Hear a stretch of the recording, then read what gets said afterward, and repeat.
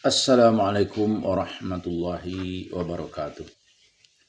Innal hamdalillah nahmaduhu wa nasta'inuhu wa nastaghfiruh wa na'udzu billahi min shururi anfusina wa min sayyiati a'malina. May yahdihillahu fala mudhillalah wa may yudlil falan tajida lahu waliyan mursyida. Asyhadu an la ilaha illallah wa asyhadu anna Muhammadan abduhu wa rasuluhu la nabiyya ba'd. Allahumma shalli wa sallim ala hadza nabiyil karim Muhammadin sallallahu alaihi wasallam wa ala alihi wa ashabihi ajmain. Bapak-bapak, ibu-ibu yang saya hormati serta generasi muda yang saya sayangi, pada kesempatan yang berbahagia ini kita akan melanjutkan membaca tafsir Al-Azhar yang disusun oleh Profesor Dr. Hamka, yang pada kesempatan ini kita akan masuk kepada juz yang kelima. Sebelumnya kita bacakan dulu pengantar daripada juz 5 ini. A'udzubillahi minasyaitonirrajim. Bismillahirrahmanirrahim. Seluruh juz yang kelima ini mengandung surah An-Nisa dari ayat 24 sampai 147. Setelah sejak ayat yang pertama tentang asal-usul kejadian manusia dan perkembangannya menjadi laki-laki dan perempuan, sampai kepada penjagaan atas harta anak yatim, sampai kepada keizinan beristri lebih dari satu orang, sampai berempat demi untuk pemeliharaan anak yatim juga. Semuanya ini telah disebut di permulaan surah An-Nisa. Telah diterangkan juga keistimewaan pembagian harta waris yang disebut juga faraid. Kemudian itu diterangkan siapa-siapa kaum keluarga yang perempuan yang tidak boleh dikawini yang disebut mahram. Semuanya itu telah termaktub sejak ayat 1 sampai 23. Pada ayat 19 disebutkan kewajiban laki-laki memimpin perempuan dan bergaul dengan baik. Kelanjutan ayat-ayat itu dari 24 sampai 147 yang terkandung dalam juz yang kelima ini diberikan peringatan kepada orang yang beriman supaya mencari nafkah hidup dari jalan yang halal dan jangan menempuh jalan yang batil, kecuali berniaga dengan bersih, berkerelaan kedua belah pihak hingga tidak ada yang teraniaya. Jangan membunuh diri lantaran susah dan tertumbuk pikiran, dan jangan merasa iri hati melihat kelebihan orang lain. Di dalam ayat 33 terdapat suatu tuntunan yang penting sekali dalam pergaulan hidup bersama, yaitu orang laki-laki mendapat bahagian yang pantas dari hasil usaha mereka dan perempuan pun mendapat hasil yang pantas dari hasil usaha mereka. Ini menjadi bukti dan pegangan erat bagi orang yang beriman bahwa orang perempuan pun mempunyai hak atas hasil jerih payah mereka. Artinya mereka pun berhak atas harta benda mereka. Sedangkan pada beberapa negeri yang dipandang telah maju di Eropa, terdapat gerakan kaum perempuan meminta persamaan hak dengan laki-laki karena selama ini mereka tidak diberi hak itu. Sedang di ayat 10 sampai 12 yang terkandung dalam juz keempat, jelas sekali bahwa perempuan pun mendapat bagian dari warisan.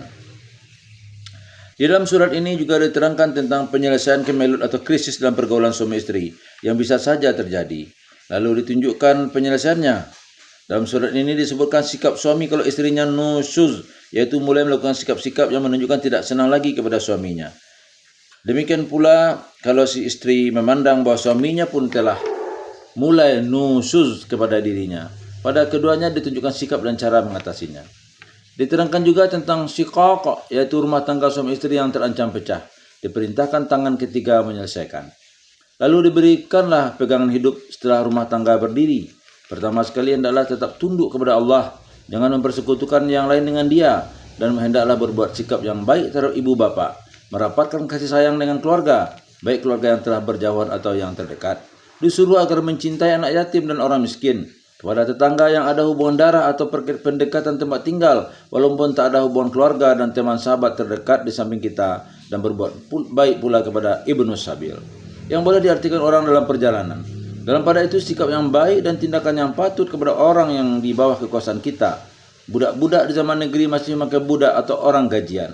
Dilarang pula sombong, memencilkan diri mentang-mentang merasa lebih dari orang lain.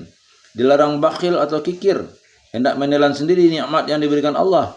Apatah lagi kalau diajak pula orang lain supaya bakhil, menyembunyikan kurnia dan kelebihan yang diberikan Allah. Dalam surat ini juga dan juz ini juga diajarkan tentang tayamum sebagai ganti dari wudu. Di waktu sakit atau badan tak dapat kena air atau air tidak ada di waktu itu. Sesudah seorang laki-laki kawin dengan seorang perempuan, sesudah rumah tangga berdiri dan masyarakat tumbuh dengan baiknya, datanglah perintah supaya menyerahkan amanah kepada ahlinya. Dan kalau menjatuhkan suatu hukum keputusan hendaklah dengan adil. Supaya amanah diserahkan kepada ahlinya dan keadilan ditegakkan dalam masyarakat, mestilah ada kekuasaan tertinggi.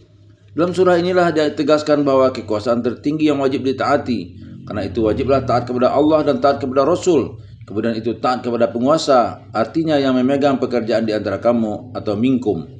Dijelaskan dalam ayat ini bahwa penguasa adalah jelmaan dari kamu sendiri atau minkum. Artinya mereka bukanlah orang lain. Supaya masyarakat teratur, hendaklah ada penguasa. Supaya penguasa memerintah menegakkan keadilan, hendaklah semuanya tunduk kepada hukum yang tertinggi, yaitu hukum Allah. Kalau terjadi pertikaian paham di antara yang memegang kuasa dan rakyat yang menyerahkan kuasa, hendaklah keduanya mengembalikan atau menyelidiki adakah sesuatu peraturan yang mereka perbuat dengan kehendak Allah dan Rasul. Sebab itu undang-undang yang tertinggi ialah hukum Allah. Itulah sebabnya dalam Islam diadakan baiat di antara pihak yang diserai kekuasaan dengan yang dikuasainya. Di hadapan rakyat yang menyerahkan kuasa itu, yang diberi kuasa harus menerima baiat bahwa rakyat wajib taat kepada perintahnya, dan dia pun berbaiat bahwa hukum yang akan ditegakkannya mesti sesuai dengan hukum Allah. Kalau tidak, rakyat dapat melepaskan diri dari baiatnya. Kemudian di dalam juz ini juga, sebagaimana lanjutan dari ayat-ayat yang mewajibkan taat, Allah memberi isyarat tentang keadaan setengah manusia yang mengaku tunduk percaya kepada apa yang diturunkan Allah kepada Nabi Muhammad dan kepada nabi-nabi yang sebelumnya, tetapi apabila akan mengambil hukum, mereka ambillah hukum taghut. Taghut ialah segala kekuasaan yang timbul dari ambisi manusia belaka, gila kekuasaan, mabuk kemegahan, lalu berbuat sewenang-wenang, menyusun undang-undang semata-mata untuk mempertahankan kekuasaan, atau segala peraturan yang memang sengaja diperbuat untuk menyisihkan hukum Allah dari masyarakat. Di dalam membicarakan taghut pada ayat 60 surah An-Nisa dijelaskan bahwa sumber hukum taghut adalah setan. Orang-orang munafik selalu berusaha agar hukum, kebenaran dan keadilan dari Allah terhambat, jangan berlaku dalam masyarakat. Meskipun cita-cita hidup dalam Islam ialah menyerahkan amanah kepada ahlinya, dan kalau menegakkan hukum adalah hukum yang adil, namun dalam rentetan ayat-ayat itu telah dijelaskan bahwa masih banyak munafik yang tidak suka hukum Allah berlaku. Malahan mereka berusaha menghambat, menghalangi. Musuh-musuh dari kebenaran mesti selalu ada. Sebab itu hidup tidaklah terlepas daripada berjuang atau jihad kalau tiba waktunya. Satu-satu waktu kita diizinkan berperang menghadapi musuh-musuh Allah yang tidak senang berlakunya hukum Allah di dunia.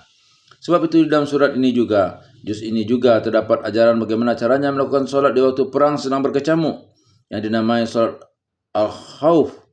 Berperang untuk tujuan apa? Di dalam ayat 76 diterangkan bahwa orang yang berperang untuk salah satu dari dua tujuan. Ada orang yang berperang karena menegakkan jalan Allah, tetapi ada juga orang yang berperang untuk kepentingan jalan taghut. Yang memimpin peperangan taghut dikatakan ialah setan itu.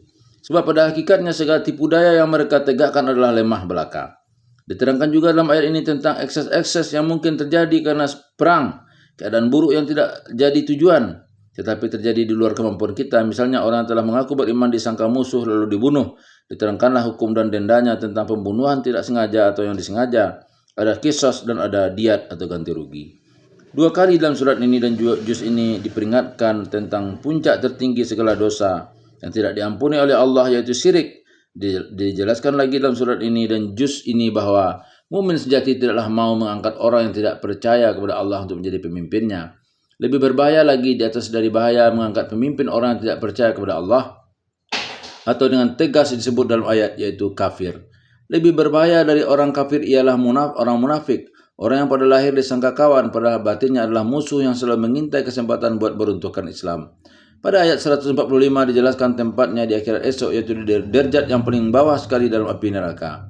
Tetapi orang yang beriman, yang berpegang teguh dengan tali Allah, yang ikhlas niat perjuangannya karena Allah, itulah orang yang berserta dengan mukmin sejati dan akan mendapatkan ganjaran yang agung di sisi Allah.